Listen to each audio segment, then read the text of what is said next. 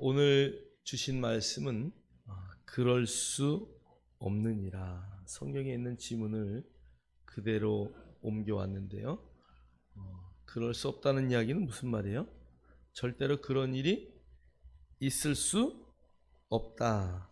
그래서 오늘 원래 그럴 수 없다라는 단어가 메게이토라는 헬라어입니다. 그런데 그것을 직역을 하면 그런 일은 일어나지 않을 것입니다.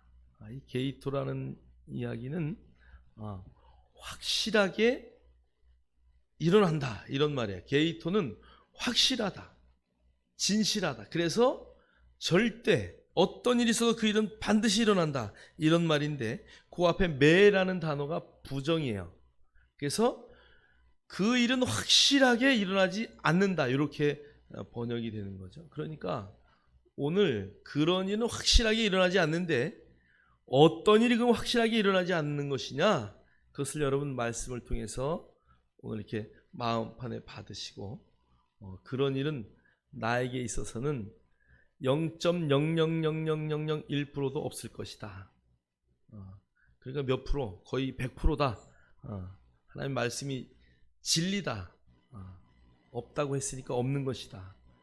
그렇게 여러분들이 늘 인식하시고 살아가기를 주님의 이름으로 축원합니다. 자, 우리 한번 로마서 5장 20절부터 6장 2절까지 우리 한번 이어서 우리 나눠준 주보를 보면서 우리 다 같이 한 목소리로 읽겠습니다. 시작. 율법이 들어온 것은 범죄를 더하게 하려 함이라. 그러나 죄가 더한 곳에 은혜가 더욱 넘쳤나니 이는 죄가 사망 안에서 왕 노릇한 것 같이 우리도 또한 의로 말미암아 왕 노릇하여 우리 주 예수 그리스도로 말미암아 영생에 이르게 하려 함이라. 그런즉 우리가 무슨 말을 하리요? 은혜를 더하게 하려고 죄에 거하겠느냐? 그럴 수 없느니라. 죄에 대하여 죽은 우리가 어찌 그 가운데 더 살리요? 아멘. 한 여인이 주님 앞에 잡혀왔습니다. 그 여인은 현장범이죠. 현장에서 붙잡힌 여인이에요. 간음하다가, 그러니까 다른 남자와, 아마 그 여인이 남편이 있었는지 아니면 그 남자가 부인이 있었는지 모르겠어요. 그러나 성경을 보면 간음이라고 하니까 어떤 정상적인 결혼 생활을 하는 가운데 남녀가 불륜을 저질렀어요. 여러분, 원래 이슬람이나 또 유대법에는 그러한 자는 모세오경에 의하면 돌로 어떻게 해요? 바로 3명 이상의 증인이 있으면 돌로 쳐서 죽여도 살인이 성립이 된다 안 된다? 안 돼. 그러니까 죽을 수밖에 없는 여인이에요. 그런데 대제사장들, 바리새인들, 서기관들은 예수님을 올무에 가두려고, 예수님의 잘못을 발견케 하려고 그 여인을 예수님 앞으로 끌고 옵니다. 자, 만약에 예수님이 야, 그 여자가 잘못했네, 돌로 쳐라 그랬으면 많은 사람들은 아니 뭐 예수님도 자비가 없는 분이구나 이렇게 말할 수 있어요. 예수님도 별 볼 일 없네, 돌로 치라는데 뭐 죽여라. 또 한편으로 그 여인을 살려줘라 그러면 뭐를 어기는 거예요? 모세의 율법을 어기는 거예요. 그러니까 둘 중에 한 가지 답은 반드시 나올 것이다. 죽이든 살리든 예수님은 어떻게 돼요? 그들이 말하는 올가미에 걸리는 거죠. 그래서 그 옆에, 예수님 옆에 함정을 파서 던지는 거예요. 자, 그런데 예수님이 많은 사람들에게 이렇게 말해요. 너희들 중에 죄 없는 자가 돌로 쳐라. 저는 땅바닥에 뭐라고 썼을까 굉장히 궁금해요. 근데 그건 뭐 성경이 안 나와 있으니까 여러분 천국 가서 개인적으로 여쭤보세요. 그때 바닥에 뭐라고 쓰셨죠? 그런데 확실한 것은 죄 없는 자가 돌로 쳐라 그랬더니 아무도 돌을 들지 못해요. 그 얘기는 무슨 얘기예요? 모든 사람이 죄를 범하였으며 하나님의 영광에 이르지 못하다는 것을 그들이 알고 있었다는 것이에요. 바울이 이렇게 말해, 오호라 나는 곤고한 자다. 내 마음은 하나님의 법을 따르려고 하는데 내 육신이 그 법을 행하지 못하는구나. 그래서 늘 이 마음에 두 가지의 마음이 막 싸우는 거예요. 여러분, 바울만 그랬겠습니까? 모든 유대인들이 율법이 선한 것을 알면서도 그것을 행할 수 없는 자신들의 그 모든 것을 알고 있는 거예요. 자, 그런데 예수님의 말씀이 떨어지자 한 명도 남지 않고 돌을 내려놓고 다 떠나갔어요. 예수님이 그 여인에게 뭐라고 말해요? 나도 너를 정죄하지 않겠다. 그리고 돌아가서 다시는 죄를 범하지 말라. 많은 사람들이 그것을 보고 저 여인은 은혜를 받았네. 죽음에서 살아났죠. 저 여인은 구원을 받았네. 저 여인은 정말 값없이 살아났구나. 예수님의 은혜로 그것을 이야기합니다. 근데 그 중에 어떤 바보 같은 사람이 나도 한번 저런 은혜 가운데 들어가기 위해서 돌 맞을 일을 좀 한번 해볼까? 그리고 가늠하는 사람이 있을까 없을까요? 없죠. 그것은 정말 바보 같은 짓이에요. 오늘 성경이 그것을 말하는 거예요. 큰 은혜를 받기 위해서 죄 가운데 내 몸을 던질 만한 사람이 있겠느냐. 물론 우리가 죄를 더한, 죄가 엄청나게 많은 죄를 지은 사람은 그것을 용서해 줄 때 얼마나 많은 은혜를 받았겠습니까? 그래서 예수님이 이런 비유를 말해요. 어떤 관원이 주님 앞에 와서 빚을 갚을 수 없으니 나를 용서해 주세요. 너 빚을 얼마나 많이 졌냐? 그랬더니 얼마를 줬어요? 1만 달란트를 줬어요. 제가 1만 달란트를 빚진 것을 일당으로 계산하니까 한 살부터 태어나자마자 응예해서부터 벌어가지고 80살까지 벌어서 2000번을 죽었다 살아나서 갚아야 될 돈이요. 그러니까 몇 년 동안 2000번을 죽었다, 80년 곱하기 2000년이면 얼마요? 1억 6천만 년인가를 갚아야 돼요. 죽었다 살아났다 죽었다 살아났다. 그래서 80 동안 응예하면서 아예 젖 먹을 시간도 없어. 걔는 응예하면서부터 벌어가지고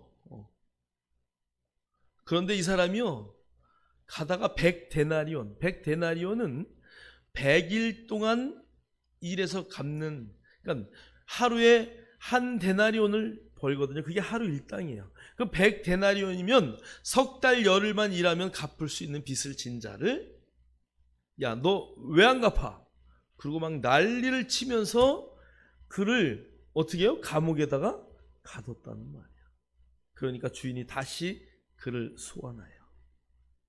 넌 너보다 더 작은, 정말 네가 용서받은 은혜는 어마어마한데 그 100데나리온 빚진 자를 네가 감옥에 가둬? 그리고 어두운 곳에 던져버리는 거야. 여러분, 은혜는 값없이 주는 거예요. 그런데 그 은혜를 망각하는 자는 없을 것이다 라는 것을 성경은 반어법으로 절대 그럴 수 없다라는 단어로 말하고 있어요. 저와 여러분이 이 구원받은 은혜, 속량의 은혜는 어떤 것으로도 갚을 수 없는 은혜예요. 그래서 우리는 1만 달란트를 빚진 자와 같다라는 것이 그 비유의 교훈입니다. 우리는 그런 어마무시한, 우리의 숫자로 감히 계산할 수 없는, 일생에 80년을 사는데 2000번을 죽었다 살아나도 갚을 수 없는 그런 빚진 자 되었다는 것을, 그런 은혜 가운데 사는 자라는 것을 잠시도 잊지 말아요.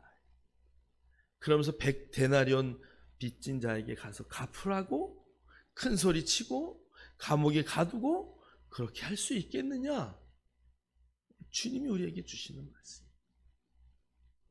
오늘 바울도 로마서를 통해서 너희들이 절대 그럴 수가 없다. 왜? 너희들은 은혜 가운데 있는 자들이기 때문에. 여러분이 어떤 세상의 죄를 지었든 간에 주님은 그것을 따지지 않아요. 우리는 이미 하나님의 은혜 가운데 있는 자들이에요. 그렇다면 우리는 죄와는 관계없는, 정말 우리는 죄가 뭐야? 라고 말할 수 있는, 나는 죄를 몰라, 그런 은혜 가운데 거하는 믿음의 성도들이 되어서 그 죄의 무게가 얼마나 무거운지를 깨닫고 다시는 죄 가운데 들지 않는 믿음의 역사를 있기를 주의 이름으로 축복합니다. 어느 선교사님이 전도를 갔어요.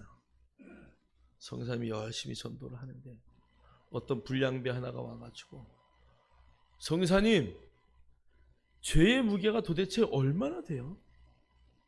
나는 죄를 수없이 만졌어요. 괜히 길 가는 사람 돈도 빼앗고, 주먹질해서 두들겨도 패고, 멀쩡한 사람, 선량한 사람들 그렇게 괴롭혔어도 나는 죄의 무게를 느끼지 못해요. 근데 선교사님은 그 앞에, 아닙니다 형제님, 죄의 무게가 얼마나 큰데요. 용서하셔야 됩니다. 하나님 앞에 용서를 구하시고 회개하고 돌아와야 됩니다. 죄의 무게를 나는 전혀 느끼지 못해요. 네, 그 선교사님이 그분에게 이런 말씀을 했어요. 죽은 송장에게 100톤짜리 돌멩이를 올려놓으면 그 송장이 누워있다가 왜 이렇게 갑자기 무거운 걸 올려놨어? 그리고 그것을 박차고 일어날까요? 형제님이 죄를 느끼고 그 무게를 깨닫지 못했다는 것은 살았다는 것이 죽었다는 것이, 죽었다는 것이, 그의 영이 죽었기 때문에, 그의 의가 죽었기 때문에 그는 죄의 무게를 깨닫지 못하는 거예요. 여러분, 우리는 의에 대해서 죽은 것이 아니라 죄에 대해서 죽은 자라는 것을 여러분 절대 잊으시면 안 돼요. 옆 사람하고 한번 대화할까요? 당신은 죄에 대해서 정말로 진짜로 참으로 죽었습니다. 자, 옆 사람하고 대화하세요.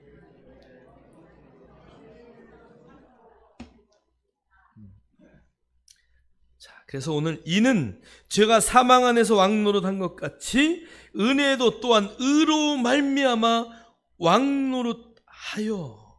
그러니까 여러분, 우리가 죄는 죽음 안에서 왕노릇하지만 이 은혜 또한 은혜로 말미암아 왕노릇한다는 것을. 그러니까 은혜와 은은 함께 갈 수밖에 없는 그런 둘이 언제든지 함께 가는 거예요.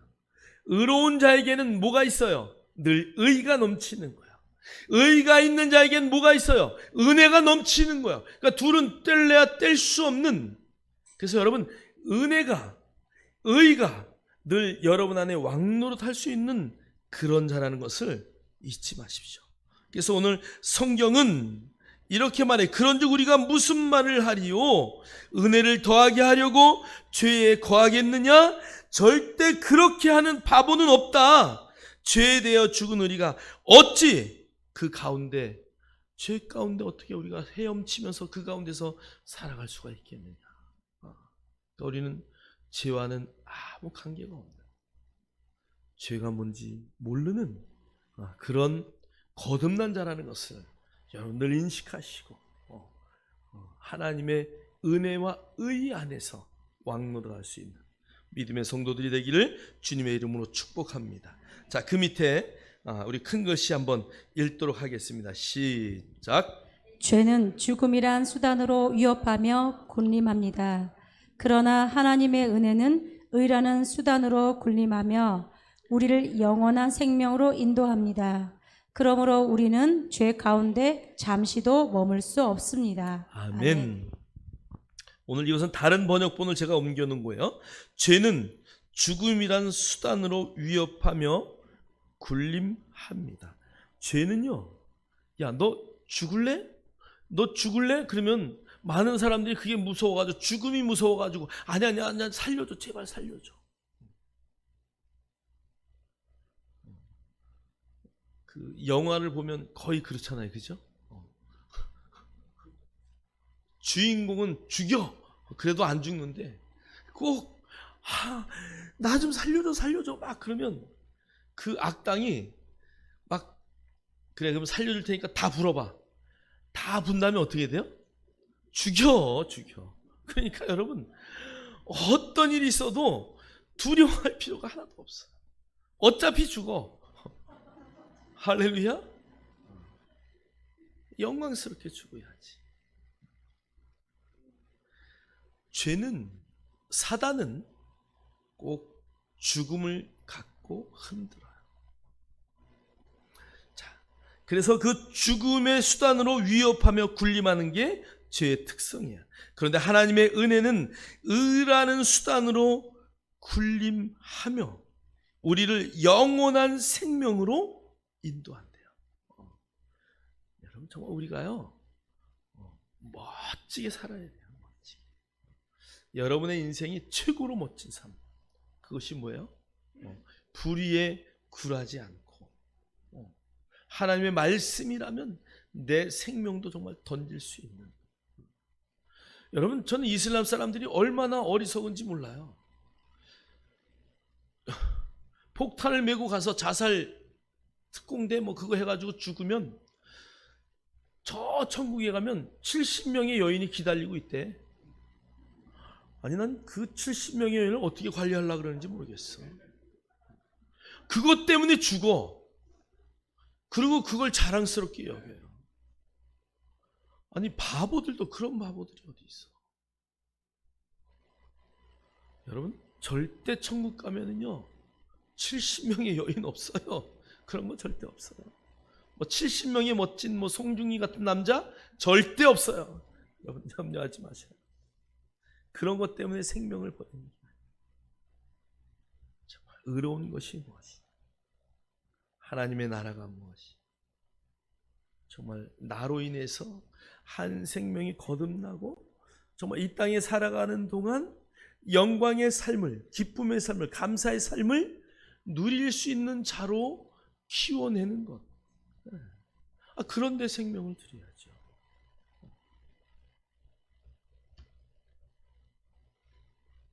어떤 농사 지시는 분이 그러더라고요. 고구마 심으면 하나에 몇 개가 날까요? 그랬더니 그런 거 생각하려면 고구마 심지 말래. 그래서 내가 깜짝 놀랐어요. 내가 놀라운 걸 깨달았어. 여러분이 한 명을 가르치는데 내가 가르치면 이놈이 몇 명에게 전도할까, 뭐 그런 생각 절대 하지 마셔요. 제가 보니까 제자는 영원히 제자예요. 그 제자가 한 명의 영혼을 케어할 때까지, 그때까지 가르치. 또 그렇게 하면서도 가르치면서도 또 돌아서서 또 엉뚱한 말 할 때 있어. 그래도 어떻게 해야 돼요? 끝까지 인내하고 하나님의 말씀으로 그를 교훈하고 가르치고 바로 세우는 것. 그게 바로 리더가 해야 할 일이에요. 예수님이 베드로에게 너 몇 명이나 전도할래? 그런 거 절대 안 물어보셨어. 내가 보니까 복음서를 보니까 사람 낚는 업으로 그들을 데리고 와서 3년 반 동안 가르치고 그들에게 다 보여줬어요. 그런데 결국 주님이 십자가 못 박힐 때 다 어떻게 됐어요? 다 도망갔어요. 다 도망갔어요. 오히려 마리아 뭐 이런 연약한 여인들이 그 앞에 와서 울고 장사 지내는데 쫓아왔다니까요. 뭘 발치해서도. 제자들은 12명은 어디 갔는지 흔적도 없어, 성경에 보면. 그런데 그들이 성령을 받고 나니까 변하는 거예요. 여러분, 그래서 방언 받고요, 철야 예배에 와서 기도하다가 정말 하나님의 음성 들으면 그때 바뀌는 거예요. 저는 그렇게 생각해요. 정말 개인적으로 그 주님을 나의 주인님으로 모시는 만남이 있지 않으면은 바뀌지 않더라고요. 물론 다른 분들은 모르겠는데, 근데 제가 하는 말은 거의 모태신앙은 제외예요. 저는 모태신앙이 아니기 때문에 갑자기 주님을 만나고 또 갑자기 주님 만나니까 갑자기 변하는 거예요. 어려서부터 모태신앙으로 착하게 살아온 사람들은 성령님 언제 받았는지 모르지만 그들은 늘 선한 모습으로 살아요. 말씀에 대해서 조금 더 양보가 없어요.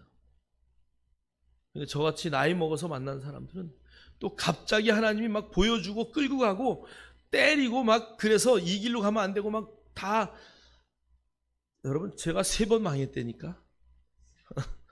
사업을 3번 덜어먹었으니까 얼마나 쫄딱 망했겠어요. 근데 하나님 또 그렇게 사용하셔요.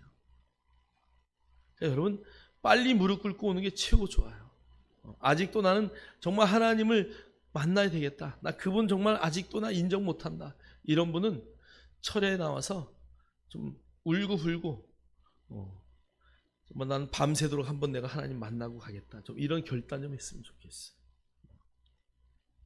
그래서 뜨겁게 주님을 만나서 여러분의 삶이 변해요. 제자들이 다락방에서 그렇게 기도했어요. 그리고 성령이 임했을 때 그들의 삶은 정말 놀랍게 변화돼요. 그래서 한번 전도할 때 몇천 명이 회개하는. 여러분 제자들 12명의 제자들 중에 1명을 잃어버렸어요. 그리고 11명의 제자들 중에 사도 요한만 빼고 나머지는 다 십자가에 매달려 또 순교 당했어요. 베드로는 거꾸로 매달렸어요. 사도 요한만 끝까지 장수하면서 하나님의 말씀을 증거하다 순교했어요. 여러분 놀랍지 않아요? 여러분의 인생이 그런 인생 되기를 주의 이름으로 축원합니다. 우리는 영원한 생명 가운데 있기 때문에 그래요. 그래서 여러분 죽음을 조금도 두려워하지 마십시오. 자, 그래서 우리는 죄 가운데 잠시도 머물 수 없습니다. 오늘 여기 잠시라는 단어는 찰나예요. 찰나. 여러분 찰나라는 단어를 언제 우리가 많이 써요? 눈 깜빡할 사이. 눈 깜빡 한번 해보세요. 몇 초예요? 0.01초 정도 깜빡. 우리는 이 땅에 잠시 그렇게 머무는 자들이에요. 그래서 여러분 나는 눈을 깜빡할 때마다 나는 이런 순간도 죄 가운데 머물 수 없다. 내 인생은 그런 인생이다. 거듭난 자는 그런 삶을 살아내는 것이라는 것을 여러분 절대 잊지 마시고 여러분의 삶이 의 가운데서 늘 활활 불타기를 주의 이름으로 축원합니다. 자, 오늘 첫 번째 성경이 너희들이 왜 그럴 수 없느냐? 첫 번째는 합하였다라는 단어. 여기 합하였다라는 단어는 그 안에 너희가 내 안에 내 말이 너희 안에 거함 같이 오늘 그런 의미예요. 그래서 영어로는 in이라는 단어인데요. 이 안에 주님이 계시고 내가 주님 안에 있다 이런 뜻이고요. 그 말은 주님과 나를 분리할 수 없다는 이야기예요. 늘 우리가 말하지만 라떼, 커피에 우유를 섞어 놓은 것처럼 어떤 경우에도 분리될 수 없는 주님과 그런 하나 되었기 때문에 합하였기 때문에 우리는 죄 가운데 들 수가 없어요. 만약에 내가 죄 가운데 살아간다면 주님이 죄 가운데 사는 거예요. 여러분 그럴 수 있어요 없어요? 그럴 수 없다는 것이에요. 여러분 오늘 한번 성경 6장 3절 읽겠습니다. 시작. 무릇 그리스도 예수와 합하여 세례를 받은 우리는 그의 죽으심과 합하여 침례를 받은 줄을 알지 못하느냐. 아멘. 예수와 합하여 우리는 죽었다는 것이에요. 죄에 대하여 우리는 죽었기 때문에 죄를 무엇인지 몰라요. 여기 합하였다는 단어를 고린도전서 10장 2절은 모세에게 속하여 다 구름과 바다에서 침례를 받고. 여러분 보세요. 모세 한 사람이 갈 때에 장정만 몇 만이에요? 60만이죠. 그러니까 그 식구들을 다 하면 몇 만 정도 된다고요? 거의 200만 정도가 된다는 얘기예요. 이스라엘 인구 200만이 각자 다 홍해를 건너갔는데 오늘 고린도전서 10장 2절은 모세에게 속하여 이 에이스라는 단어를 거기에 동일하게 썼어요. 말하자면 모세와 그들이 다 연합하여 어떻게 됐다고요? 하나가 됐다는 거예요. 오늘 저와 여러분이 예수 그리스도와 함께 다 연합하여 하나가 되어서 모세와 함께 그 홍해를 건너간 모든 자들이 다 침례를 받음으로 죽었던 것처럼 오늘 저와 여러분이 예수와 함께 합하여 죽었다는 것은 그와 함께 합하여 침례를 받은 것이다라고 주님 말씀하고 있는 거예요. 여러분 이해되셔요? 여러분이 나는 혼자다 이런 생각을 절대 하지 마시고 나는 그분과 합하여 하나 된 자다. 그러니까 우리는 어떤 일이 있어도 죄 가운데 거할 수 없다는 것을 늘 믿음으로 선포하시기를 주의 이름으로 축원합니다. 그것을 고린도전서 12장 13절은 이렇게 번역을 해놨어요. 우리가 유대인이나 헬라인이나 종이나 자유인이나 다 한 성령으로 침례를 받아 한 몸이 되었고 또 다 한 성령을 마시게 하셨느니라. 그래서 여기는 한 몸이 되었다라고 에이스라는 단어를 번역했어요. 한 뭐가 됐다고요? 몸이 되었다. 옆 사람에게 한번 대화해. 당신과 나는 예수 안에서 한 몸이 되었습니다.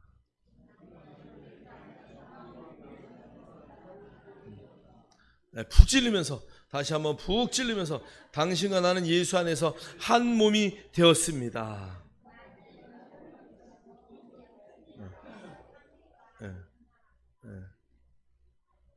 그러니까 예수님, 내가 죄를 지면 예수님도 죄를 짓는데 예수님이 죄 가운데 죄를 질 수 있을까 없을까요? 없어요. 그러니까 예수님이 죄를 질 수 없기 때문에 나도 죄를 질 수 없는 거고. 그래서 여러분 우리는 예수와 함께 멍에를 맨 자예요. 멍에를 맸다는 게 뭐 그냥 강제로 끌고 가는 게 아니에요. 예수님은 큰 소, 우리는 작은 소. 그러니까 큰 소가 끌고 가면 작은 소가 어떻게 될까요? 그냥 따라가면 돼. 따라가면 돼. 그러니까 예수님이 죄를 짓지 않기 때문에 나도 죄를 지을 수 없어. 그 가운데 거할 수도 없어. 눈 깜빡한 순간도 나는 죄가 뭔지 몰라. 그런 삶으로 살아내는 저와 여러분 되기를 주님의 이름으로 축원합니다. 자, 두 번째는요, 함께 장사되었다라는 단어예요.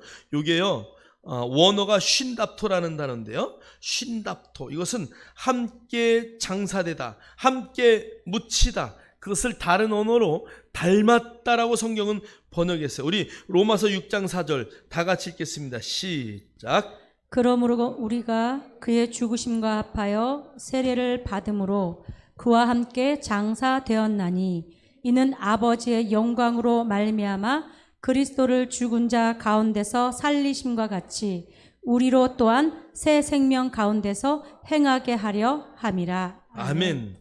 여러분 우리가 예수님이 십자가에 죽으셨을 때 그분과 합하여 침례를 받았다라고 성경은 말하면서 그것을 그와 함께 장사되었다. 그러니까 함께 묻었다 이야기예요. 자, 그럼 주님이 그 동굴 속에 아리마대 요셉이 만들어 놓은 그 굴 안에 들어갔을 때 우리 모두는 거기에 어떻게 됐다고요? 함께 장사되었다. 함께 어떻게 됐다고요? 묻혔다, 장사되었다. 이렇게 말할 수 있어요. 제가 요셉의 믿음을 이야기했죠. 그죠? 어떻게 그 깨끗한 무덤 속에 아무도 들어가지 않고 네가 죽으면 거기에 묻히려고 만든 그 새 무덤 속에 예수님에게 그걸 내어줄 정도로 너는 그렇게 믿음이 좋냐 그랬더니 요셉이 이렇게 대답했대요. 아니 나는 3일만 쓴다 그래서 3일만 쓴다 그래서 빌려줬어. 사랑하는 성도 여러분, 우리가 그 가운데 함께 뭐가 되었다고요? 묻혔다, 장사되었다. 그러니까 오늘 이 말의 깊은 의미는 여러분 죽어서 장사하면 어떻게 되냐면 뼈가 남고 나머지는 다 어떻게 돼요? 다 썩어버려요. 그러니까 여러분 우리 속담도 이런 말 있죠. 뼈를 맞대고 살았다. 살을 맞대고 살았는데 뭐를 맞대고 살았다 그래요? 뼈를 맞대고 살았다. 이 의미는 뭐예요? 죽도록 함께 했다 그 얘기예요. 죽어서도 우리는 무덤 속에 여러분의 뼈와 주님의 뼈가 합하여 하나 된 자라는 것을 잊지 마세요. 여러분 뼈가 아프다 그러면 이 뼈는 예수님의 뼈인데 내가 왜 아파 이러고 여러분들이 이렇게 여러분의 뼈 속에 예수님의 뼈가 같이 있는 거야. 여기 함께 장사되었다라는 단어가 그런 의미예요. 여러분 이해하십니까? 근데 이해가 되면 놀래야 되는데 놀라는 표정이 아니야. 한번 놀래보세요. 그 뼈와 우리가 막 하나가 되어서. 자, 골로새서 2장 12절은 이렇게 말해요. 너희가 침례로 그리스도와 함께 장사되고, 동일한 단어에 쉰답토라는 단어를 썼어요. 또 죽은 자들 가운데서 그를 일으키신 하나님의 역사를 믿음으로 말미암아 그 안에서 함께 일으키심을 받았느니라. 할렐루야. 여러분 우리가 그분과 함께 묻혔다는 것은 3일 후에 그분과 함께 일어났다는 것이야. 그러니까 여러분 고난은 잠깐이에요. 우리의 죽음도 잠깐이에요. 여러분 우리가 죄에 대해서 죽은 것 자랑할 것도 하나도 없어요. 3일만 참으면 된다니까. 잠깐이에요. 그리고 영원한 생명을 얻는 것이에요. 여러분이 그래서 우리의 삶은 주님과 함께 장사된 삶이다. 나는 그분과 뼈가 합하여 묻혀서 하나가 되었기 때문에 내 뼈 마디마디마다 예수 그리스도의 흔적, 그분의 의식, 그분의 생각, 그분의 마음, 그분의 은혜가 이곳에 있기 때문에 내 살처럼이 떨어져 나갈 수도 있어. 그런데 이 뼈는 어떻게 해요? 그대로 붙어 있죠. 그래서 여러분 에스겔 골짜기에 마른 뼈들이 일어난 같이 뼈가 없었으면 어떻게 됐을까? 못 일어났겠죠. 그런데 에스겔 골짜기에 마른 뼈에 하나님의 말씀이 선포되자 그들이 일어났던 것처럼 우리는 우리의 이 뼈 속에 예수 그리스도의 흔적, 그분의 놀라운 은혜가 함께 있다는 것을 여러분 잊지 마시고 여러분의 온 몸의 관절이 나는 그분과 함께 장사된 자야.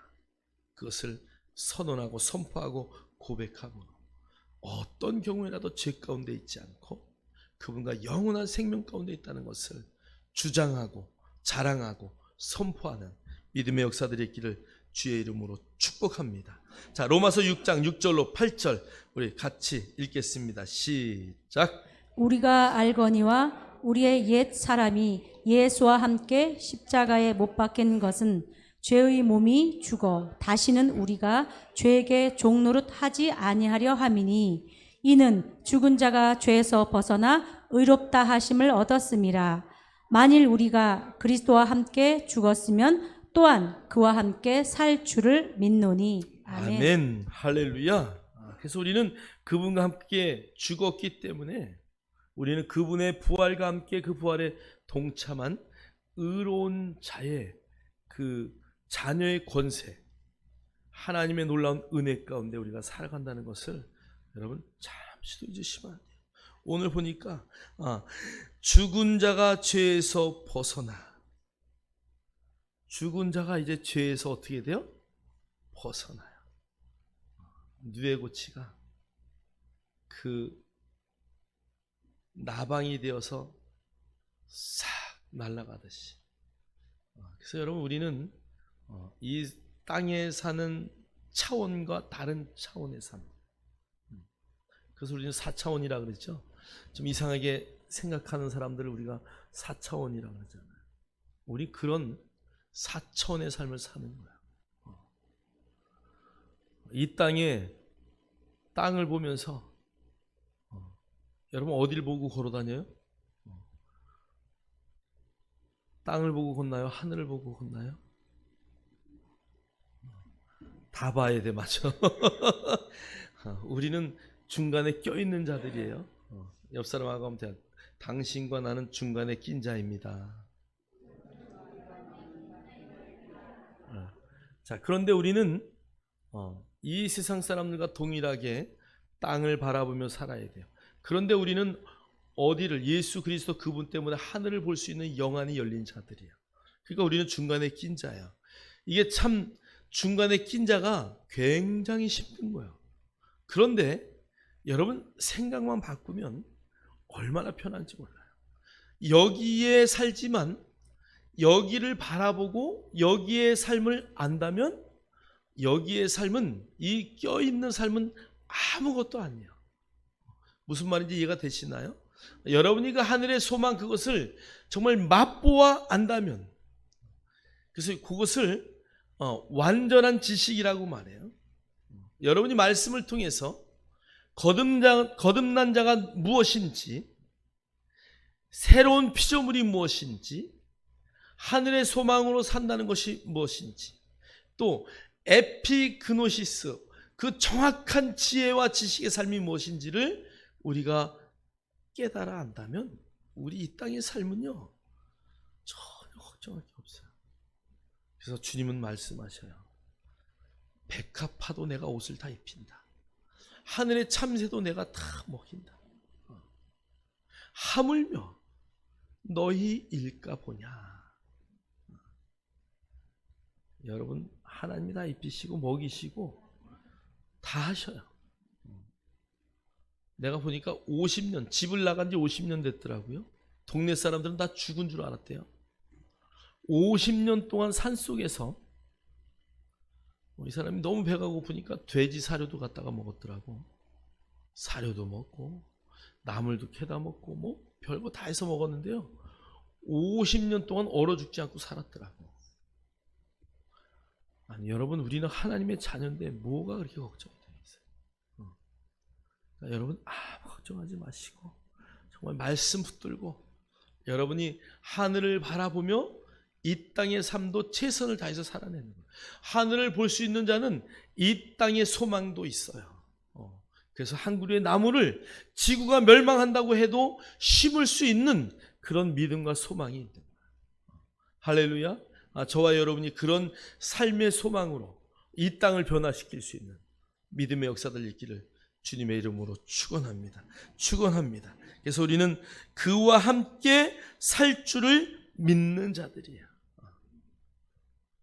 내 안에 역사하시는 그분과 동행하는 그런 멋진 삶을 살아내기를 주의 이름으로 축복합니다. 자, 세 번째는 연합한 자가 되었다. 연합하다, 요 단어는요, 함께 심겨졌다, 이런 얘기예요. 그래서 그것은 또 같이 자라다, 그런 단어예요. 그 다음에 함께 내뿜다, 발아하다, 이런 단어예요. 자, 그러니까 여기에 연합이라는 단어는 농사의 언어예요. 농부의 언어라는 얘기예요. 자, 우리 한번 로마서 6장 5절 읽겠습니다. 시작. 만일 우리가 그의 죽으심과 같은 모양으로 연합한 자가 되었으면 또한 그의 부활과 같은 모양으로 연합한 자도 되리라. 아멘. 이것을 그 당시에 많은 성도들은 바울의 말을 쉽게 이해했어요. 그 당시에 하는 농사의 방법으로 말했기 때문에. 그래서 너희들이 만약에 예수님이 죽은 것 같은 모양으로 너희들이 땅에 같이 심겨진 씨라면, 이 얘기예요. 자, 그러면 그 씨는 반드시 어떻게 돼요? 싹이 나고 잎이 나고 열매를 당연히 맺어. 그 얘기하는 거예요. 자, 우리가 그분과 함께 죽었다면은, 함께 심겨졌다면 반드시 열매를 맺듯이 너희들이 부활을 할 것이야. 그냥 그들은 그걸 그대로 이해해요. 여러분, 특히요, 예수님이 씨 뿌리는 비유를 말씀하셔요.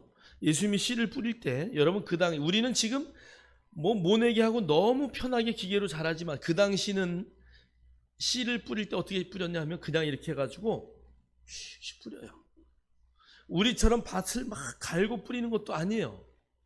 그냥 지나가면서 이렇게 그것도 쌀해질 하듯이 한번 이렇게 슉. 여러분, 이스라엘 땅은요, 우리나라처럼 물이 충분하지 않은 땅이고요, 물이 아주 척박한 땅이면서 내가 얘기하면 잘 안 믿으실 것 같아요. 갔다 오신 오이그나우스 집사님, 그 땅은 어떤 땅입니까? 척박한 땅이 맞죠? 네. 그러니까 그냥 우리 이유자 권사님도 계시네. 네. 그냥 이렇게 밭에다가 뿌려요. 척박한 땅에. 그리고 말하자면 농부가 지나가면서 그냥 흙을 그냥 툭툭툭툭 치는 거야. 그러니까 예수님이 비유를 할 때 어떤 씨는 어디에 뿌려졌다고요? 길가에 뿌려졌어요. 그러니까 땅 속에 들어가지도 못해. 그러니까 누가? 새가 와서 탁 집어먹었다. 어떤 씨는 어디에? 돌짝밭에 떨어져요. 그래서 막 좀 뭐가 막 돌짝밭에 이렇게 물이 잠깐 고여 있는 거기에 막 뭐가 되는 것 같이 막 일어나다가 뿌리를 내릴 수가 없으니까, 그죠? 근데 어떤 놈은 어디에? 가시밭에 떨어져. 그러니까 가시밭에 떨어지니까 어떻게 돼요? 그늘이 지니까 잘 자라요. 그런데 어느 정도 자라려고 하다 보니까 막 세상 염려, 근심이 막 나를 다 붙잡고 막 그러니까 포기하는 거예요. 근데 어떤 밭은 좋은 밭이에요. 좋은 밭은 그냥 떨어졌는데 그 씨가 잘 자라요. 근데 그것을 성경은 뭐라고 말하냐면 인내하여라고 말해요. 인내. 그러니까 믿음은 뭐가 있어야 돼요? 인내가 있어요. 인내가 있어요. 오늘 바울이 너희들이 죄에 대해서 죽은 것 같이 살고 있니? 씨가 뿌려졌는데 그 씨가 발아되기까지 그 안에서 얼마나 깜깜하겠어요. 얼마나 힘들겠어요. 그 껍질을 벗기고 그 안에서 나오려고 하니까 얼마나 힘들겠어요. 근데 너희들 뭐 해야 된다고요? 인내해야 된다. 그런데 그 인내를 하고 나니까 뭐가 나와요? 싹이 나고 잎이 자라서 꽃이 피고 열매를 맺히듯이 너희들의 부활이 그런 거야 라고 말합니다. 그럼 저와 여러분은 예수 그리스도 그분과 함께 심겨졌다는 것을 절대 잊지 마십시오. 그래서 우리는 한번 그것이 부활의 영광을 맛보기만 하면 30배, 60배, 100배의 놀라운 열매를 맺는, 아니 맺을 수밖에 없는 그런 자리에 있는 자라는 것이. 할렐루야. 절대 잊지 마십시오. 심겨졌다. 우리 옆 사람하고 한번 대화하세요. 당신과 나는 주님과 함께 심겨진 자입니다.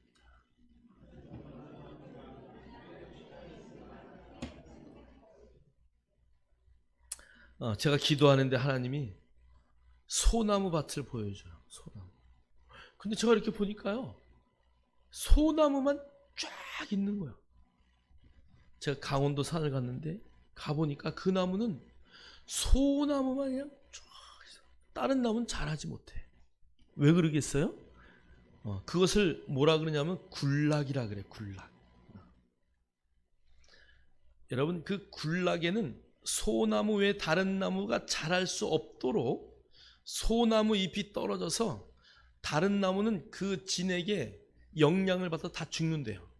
그리고 소나무만 자라서 위로 쫙쫙쫙쫙 올라가는 거야. 그러니까 소나무만 굴락을 이루게 되는 거예요. 여러분, 우리가 예수 그리스도와 함께 심겨져서 예수 그리스도의 나무들이 굴락을 이루는 거예요.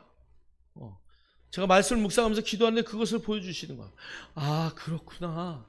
그 나무들이 심겨져서 예수와 함께 심겨져서 그 나무의 굴락들이 이루어지면 다른 것은 자랄 수가 없구나. 우리가 예수와 함께 심겨져서 그분과 함께 부활을 맛보는 것을 우리가 이해를 하면 우리 안에 죄라는 것은 자랄 수가 없구나. 죄의 나무가 자라려고 할 때 그 소나무의 잎사귀가 떨어져서 그것들을 다 죽이듯이, 여러분, 의의 놀라운 말씀들, 그 은혜의 영향들이 죄가 아예 자라지 못하게 다 눌러버리듯이 예수와 함께 심겨진 자들은 그런 삶을 살아낼 수밖에 없구나. 여러분, 정말 우리가 믿음의 굴락을 이뤘으면 좋겠어요. 은혜의 굴락을 이루어졌으면 좋겠어요. 우리가 의의 굴락을 이루어서 죄는 어떤 모양도 우리 곁에 있을 수 없도록, 죄는 어떤 모양도 자랄 수 없도록, 죄가 뭔지 모르는 그런 상태로 정말 하나님 앞에 멋지게 살아내는 그런 삶의 주인공들이 다 되어서 여러분의 삶의 현장에서 야, 될 수 없는데 되는구나. 하나님이 하시니까 되는구나. 아, 정말 저 사람은 늘 심고 뿌리고 자기의 모든 삶을 다른 사람을 위해서 드리는데도 저 사람은 되어지는구나. 그런 정말 농사의 방법으로 여러분의 인생을 꽃피우기를 주의 이름으로 축원합니다. 오늘 누가복음 8장 8절이 이런 말을 하는 거예요. 더러는 좋은 땅에 떨어짐에 100배의 결실을 하였으니, 이 말씀을 하시고 외치되 들을 귀가 있는 자는 들을지어다. 여기에 나서라는 단어가요, 함께 심겨졌다라는 동일한 단어인데요, 그 좋은 땅에 떨어짐에 100배의 결실을 맺었다라고 하면서 들을 귀가 있는 자는 들을지어다. 여러분, 오늘 이 시간 우리가 동일한 말씀을 다 듣지만 어떤 자만 들어요? 들을 귀가 있는 자. 들을 귀가 있다는 이야기가 뭔 말인지 이해가 되시죠? 이 벽에다가 귀를 갖다 대고 주인이 이 귀에다가 구멍을 뻥 뚫어서 여기다가 고리를 이렇게 딱 달아주는 거야. 그럼 이 사람은 누구의 말만 들어야 돼요? 주인의 말만 듣는 거야. 누가 뭐라고 하더라도 주인의 말만 듣는 그 종이 되는 거야. 저와 여러분은 오늘 그 귀가 완전히 뚫려서 의의 종으로, 할렐루야, 주님의 종으로, 하나님의 말씀에는 어떤 것도 듣지 아니하는, 오늘 나갈 때 귀를 다 뚫어버렸으면 좋겠어. 저 벽에다가 송곳 하나 갖다가 놓고 다 뚫고, 나는 주님 외에는 어떤 말도 듣지 않겠습니다. 나는 의의 종입니다. 나는 믿음의 종입니다. 나는 은혜의 종입니다. 나는 하나님의 종입니다. 여러분, 마음판에 새기기를 주의 이름으로 축복합니다. 히브리서 12장 15절은 이렇게 말해요. 모든 사람과 더불어 화평함과 거룩함을 따르라. 이것이 없이는 아무도 주를 보지 못하리라. 그러니까 우리가 군락을 이루어서 모든 사람들과 더불어 화평과 거룩함을 늘 따르는 삶을 살아갈 때에 주를 볼 수 있게 된다는 것이죠. 너희는 하나님의 은혜에 이르지 못하는 자가 없도록 하고, 또 쓴뿌리가 나서 괴롭게 하여 많은 사람이 이로 말미암아 더럽게 되지 않게 하며. 할렐루야. 여러분 때문에 더럽게 될 사람이 하나도 없다는 것을 성경은 반어적으로 지금 말하는 것이에요. 하나님의 은혜에 여러분을 만나면 은혜에 적시는 사람이 되는 것이죠. 음행하는 자와 혹 한 그릇의 음식을 위하여 장자의 명분을 판 에서와 같이 망령된 죄가 없도록 살펴라. 여러분, 믿음의 군락을 이루기 위해서는 어린 신앙에 있는 자들을 여러분 그렇게 키워야 돼요. 죄가 올라오지 않도록, 그 죄가 완전히 죽어버리도록 여러분이 옆에서 계속 보혈로 덮어주고 은혜로 덮어주고 믿음으로 덮어주는 것이, 저와 여러분이 그런 자 되기를 주님의 이름으로 축원합니다. 축원합니다. 오늘 로마서 6장 9절로 11절은 이렇게 결론을 내려요. 자, 우리 다 같이 한번 읽겠습니다. 시작. 이는 그리스도께서 죽은 자 가운데서 살아나셨음에 다시 죽지 아니하시고 사망이 다시 그를 주장하지 못할 줄을 알미로라. 그가 죽으심은 죄에 대하여 단번에 죽으심이요 그가 살아계심은 하나님께 대하여 살아계심이니, 이와 같이 너희도 너희 자신을 죄에 대하여는 죽은 자요 그리스도 예수 안에서 하나님께 대하여는 살아있는 자로 여길지어다. 아멘. 아멘. 오늘 9절에 이렇게 말해요. 이는 그리스도께서 죽은 자 가운데서 살아나셨음에 다시 죽지 아니하시고 사망이 다시 그를 주장하지 못할 줄을 알미로다. 오늘 요 단어는요, 사실 이렇게 번역하면 너희들이 그것을 다 경험하지 않았느냐? 여러분, 그 당시에 바울이 복음을 증거할 때에 수많은 사람들이 예수의 죽었다 살아나심을 다 보았다는 것이에요. 그 저와 여러분은요, 말씀을 통해서 보았다는 것이에요. 그러니까 너희들 예수님이 죽었다가 살아나셔서 다시 죽지 않는다는 것을 너희들 보고 알고 경험하지 않았냐? 이 에이도라는 단어가 너희들이 그렇게 다 경험한 자라는 것을 말해요. 여러분 경험하셨습니까? 왜 아멘 소리가 적어요? 여러분 경험하셨습니까? 어떻게 경험하셨습니까? 말씀을 통해서 경험하셨습니까? 할렐루야. 우린 다 그것을 아는 자들이에요. 자, 그러니까 사망이 다시는 그를 주장하지 못할 줄 우리는 이미 알아요. 우리가 예수 안에 함께, 그와 함께 정말 연합해서 그와 또 안에 합하여서 어떤 경우에라도 주님이 죽었다가 살아나셔서 다시는 사망 가운데 이르지 않는다는 것을 우리는 경험으로, 삶으로 다 아는 자들이라는 것을 여러분 첫 번째 인식하셔야 돼요. 자, 그 다음에 10절에 이렇게 말해요. 그가 죽으심은 죄에 대하여 단번에, 이거는요 한 칼에 죽으셨다는 얘기예요. 그리고 그가 살아계심은 하나님께 대하여 살아계심이니, 그것은 영원히 살아있는 것이야. 자, 그러니까 그가 죽으심은 죄에 대하여 한 번에 깨끗이 죽었어요. 그러니까 우리는 죄에 대하여는요 미련을 두지 마셔야 돼. 이게 죄구나. 그러면 칼로 그냥 딱 자르듯이 한 방에 끝내. 김유신 장군의 말의 이야기가 있어요. 김유신 장군이 정말 다시 그가 자기의 모습을, 내가 어떻게 살아야 될 것을 성찰하기 전까지는 늘 그 말을 타고 어디를 다녔어요? 기생집을 다녔어요. 기생집에 가서 술 먹고 놀고 취해가지고 또 이리야 가자 그러면 그 말이 집으로 데려다 주고, 어떤 날은 이리야 가자 그러면 말이 기생집으로 그냥 저절로 가는 거야, 알아서. 근데 내가 이렇게 살면 안 되겠구나, 그것을 깨닫고 나서 말 위에 많은 생각을 하느라고 올라타가지고 이리야 가자 그랬더니 말이 어디로 갔어요? 기생집 앞에 가서 딱 서 있는 거야. 그러니까 김유신 장군이 칼을 뽑아서 그 자기의 애마를 목을 한 칼에 쳤어. 내가 원하는 곳으로 네가 나를 데려다 주지 않는구나. 나 같으면 이왕 왔으니까 한 번만, 그리고 다음부터 그랬을 텐데. 여러분이 죄에 대해서는 김유신 장군의 그 큰 칼을 갖고 있어야 돼. 한 방에. 절대 나는 그럴 수 없어. 성령이 우리에게 말씀하실 때 요번만 넘어가고요, 다음번에 그러지 마시고, 성령님이 여러분 안에 말씀하시면 한 칼에 그냥 그 길을 따라야 돼요. 할렐루야. 여러분 오른손을 한번 높이 드세요. 여러분 여기에 성령의 검을 갖고 있는 게 보이십니까? 여러분의 손에 검이 보이십니까? 그것을 보셔야 돼요. 할렐루야. 그 검으로 여러분 안에 우리는 두 마음이 항상 있어요.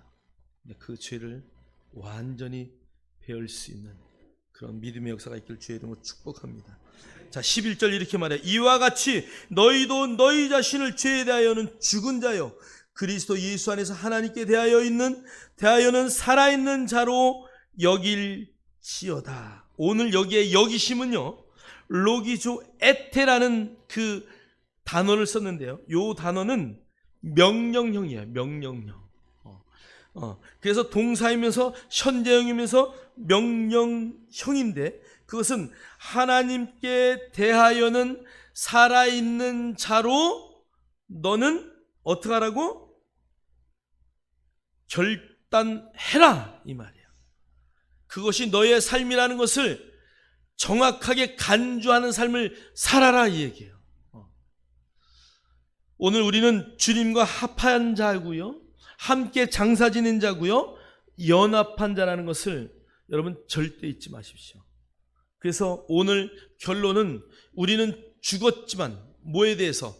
죄에 대해서 죽었지만 하나님에 대하여, 의에 대하여 영원히 살 자라는 것을 여러분 정확하게 이해하시고 경험하실 뿐 아니라, 나는 이제 오늘 마지막에 하나님께 대하여는 살아있는 자로 간주하시고, 살아있는 자라는 것을 여러분 정확하게 결론을 내리시고 그러한 삶을 살아내는 믿음의 역사가 있기를 주의 이름으로 축원합니다. 기도합니다. 하나님 감사합니다. 우리는 그럴 수 없는 자입니다. 죄에 대하여 죽었기 때문에 다시는 죄와는 상관없는 그런 하나님의 자녀입니다. 어떠한 경우에라도 주님과 합하였다는 것을, 그분과 함께 장사되었다는 것을, 그분과 함께 연합되었다는 것을 잊지 말게 하시오. 나는 주님과 함께 심겨진 하나의 씨앗이라는 것을, 나는 그 무덤 속에 주님의 뼈와 함께 내 뼈가 함께 묻어진 뼈가 연합된 자라는 것을, 또 내가 그분과 함께 합하여 그 안에 있다는 것을 잠시도 잊지 않고, 아니 그것이 나에게 경험되어서 내 삶에 인식되어진 자로서 하나님 오늘 그렇게 간주되었던, 그렇게 여겼다고 말씀하신 것처럼 내가 그리스도 안에서 예수님과 동일한 삶을 살아가는 멋진 역사들 나타나게 하옵소서. 예수 그리스도 이름으로 감사하며 기도하옵나이다.